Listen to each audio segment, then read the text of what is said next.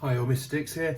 It's a bit off the cuff, this one, and an extra, but I'm going to do an orange rind cake. It's a really old-fashioned recipe. If you fancy just a piece of cake without any sort of nice posh icings or layers or odd flavourings and all the rest of it, this is a nice plain-ish piece of cake. Has fruit in it, but it's a really good recipe. So in the bowl, we're going to cream some it's bacon margarine, it's stalk, and some sugar. And actually that is 8 ounces of each. Now ounces, what's ounces? In the old days we have ounces rather than grams. Now the problem is it's not perfect. If you did it into grams it would come out as a very strange number, 260 something. So it's worth changing your scale into ounces so that the numbers are easier. Okay, so in the bowl we have 8 ounces of marg and 8 ounces of sugar, and all we're going to do is whisk them up together. So they're nice and smooth. So let's do that. I've just whisked up the margarine and the sugar. If you can see, I've now got some eggs. These are Scottish eggs. I don't know whether that means they've got an accent and eat haggis, I've no idea, but they're Scottish eggs. I've also weighed out the flour. Now the flour is 16 ounces of flour, otherwise called 1 pound of flour. Okay, so if you change your scale, it will come up as 1 and then 0 for the ounces. Okay, so different measurement, but it's still used. Lots of recipes, older cooking books still have ounces in there rather than grams.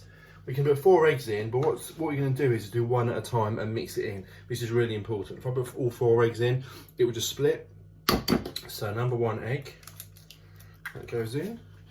Remember, if you drop an eggshell in, use the eggshell to take it out. So,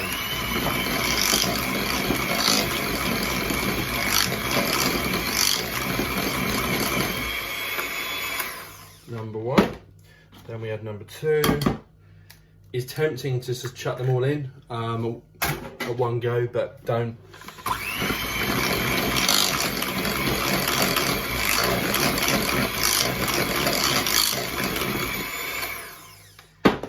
Now these incorporate quite well, but sometimes if you do the eggs, might happen on the 3rd one, the mixture kind of splits, it looks like it's gone a bit wrong. In that case, you've got your pound of flour here. Literally just put a tablespoon or just a spoon of flour and that will bring it together again, will bind it together again. So the 4th egg, the 3rd egg even, goes in.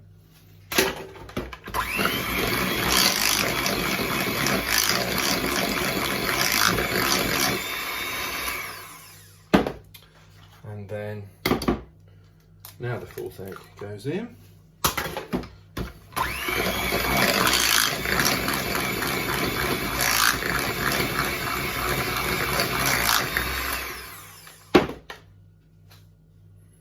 You can see or not, it looks like it goes a little bit grainy. That's not too much of a problem, but if it does do it too much, adds a tablespoon of flour and that will put it together. Okay, so we've put the eggs in, got some salt, just a pinch, that's actually for flavour, nothing else. I've got the flour, South raisin flour already weighed out. The recipe asks for, randomly, an 1/8 of a pint. Now it's otherwise called 100 millilitres of milk. Alright, what we're now going to do is start incorporating the flour. Now don't try and do it all at once because it will go kind of lumpy, maybe do half. Put the mixer in.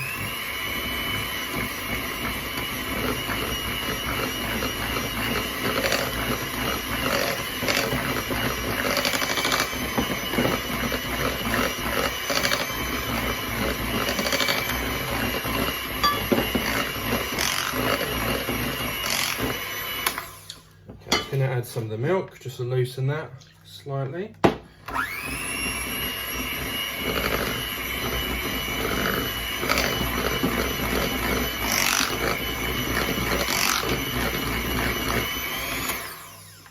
Okay, so what I'm now going to do is add the rest of the flour and actually add the rest of the milk. It is very tempting with some of these recipes to think, well, what's the difference? Let's also chuck it all in. If you did, you'd get something very different at the end of it. It just would not be the same, right? So these stages actually do matter.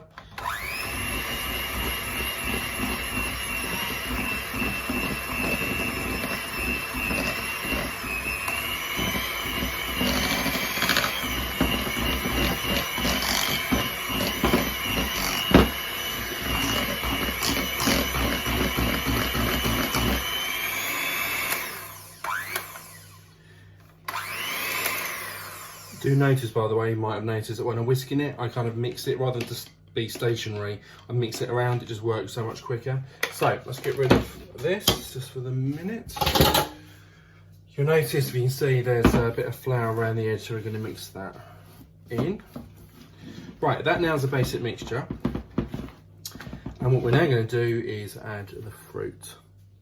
Okay, so now we're going to add the fruit. This is a really fruity cake. In here, I've got 1 pound and 2 ounces of mixed fruit. I know lots of kids watching and thinking, oh, don't like the peel and all that, but this is kind of what it is. It is a real kind of steady, old-fashioned cake. In this mixture, it's literally mixed fruit. So you see, we've got some candied, some orange peel, not candied, just orange peel, some sultanas, and some raisins. Right, basically dried grapes of different varieties.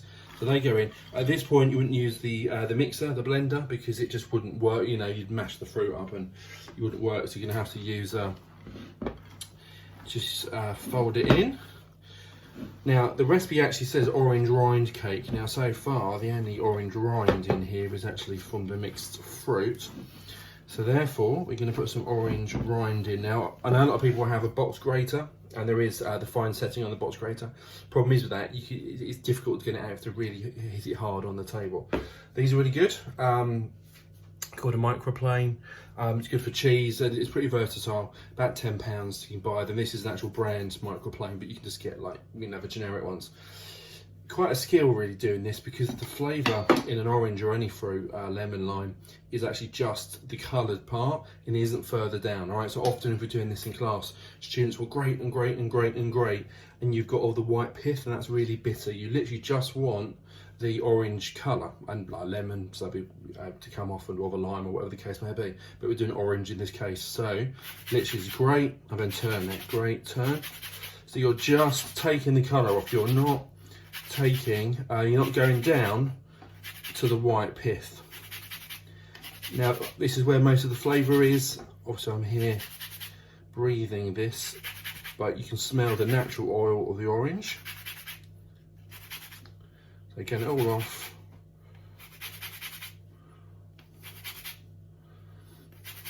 And then I'll just do one orange. But that is, hopefully you can see that. So there's nothing real, there's a little bit there. But don't go any further than that, all right, because it will then become bitter and you'll lose the point of it, the nice orange flavour.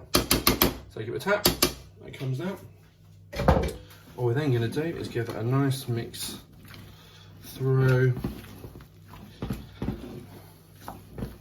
And I'm now going to turn my oven on, preheat it to the pretty standard 180 degrees when I show you how to line the tea.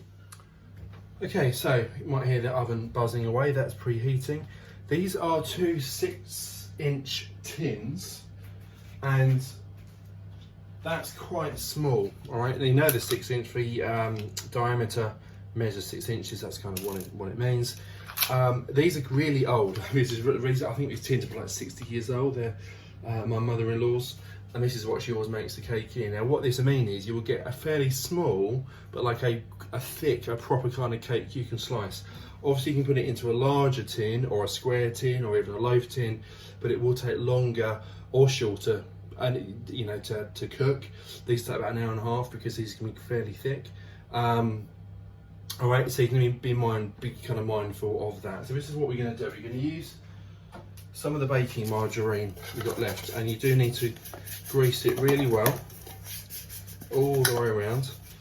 One of the worst things ever, I think, and I know at school, is when someone makes a really nice cake and put lots of effort into it, and then you can't get it out because they haven't greased the tin properly or forgot to do it. Right, that's obviously never good. I'm going to quickly wash my hands. So, how do we line these? I think I've shown this before. You could get a pen, a pencil, and draw around and cut it out. What's actually easier is to fold it in half that way. Make it, I can make it like a dart. Fold it in that way, you see, so the middle's there. Just line it up, and you want that to go in the middle, and then just tear roughly around, and that should make, there we go, in the bottom. Okay. So fold it in half, fold it in half, that's the middle, just fold it like a dart, put it in the middle, and then just tear around. Called a cartouche, technically. Being posh about it, so make sure that it goes in the bottom. There's no need to really to butter it again because the greaseproof is greaseproof. Alright, so make sure that's all the way around. Okay, so what we then do, logically, is put the cake mixture in the tin. You'll see, so these are quite sort of hefty cakes, you know, they're quite solid, but you will get a nice slice of cake. So let's evenly distribute. That's important as well. Don't do one fat one and one thin one, because obviously one will take less time, one will take more time, and it'll all be a bit strange. Okay. Also kitchen equipment, these are really good, these flexible spatulas, because you can get everything out. A bit more in there. Don't worry that people faff around and sort of spread it out with all the rest of it. Don't worry too much, because the oven will kind of sort that. We can just give it a bash, just to level it. We've got to level it out, because when it cooks, it will melt anyway. Right, and there we go, ready for the oven. Now these take an hour and a half. Seems a long time, and it is a long time, but it takes an hour and a half. What might happen is, you need to keep a watch on this, is that as time goes on, the top can start to look a bit too brown. If that is the case, either get another circle of greaseproof on the top, or cover it with foil, so that it doesn't brown but it still cooks. All right, so in an hour and a half, these be done. It's a normal method. Put a skewer in, take it out. If it's clean, then it's done. Okay, so next time we see these, they'll be cooked. Okay, so there we go, out the oven. They took an hour 10 minutes rather than the hour 30 I said originally. Maybe that's because I'm using a fan oven, so they might cook a bit quicker. Put a skewer in, they come out clean. These make two, as you can see, but two fairly small cakes. You could just do one larger one, but obviously that could take longer because it will be deeper. But the recipe works really well, and I'll cut a slice later when it's cool to show you. So remember, if you can make this cake, then send me a picture, cooking with Mr. Dix @gmail.com, and I'll see you all soon.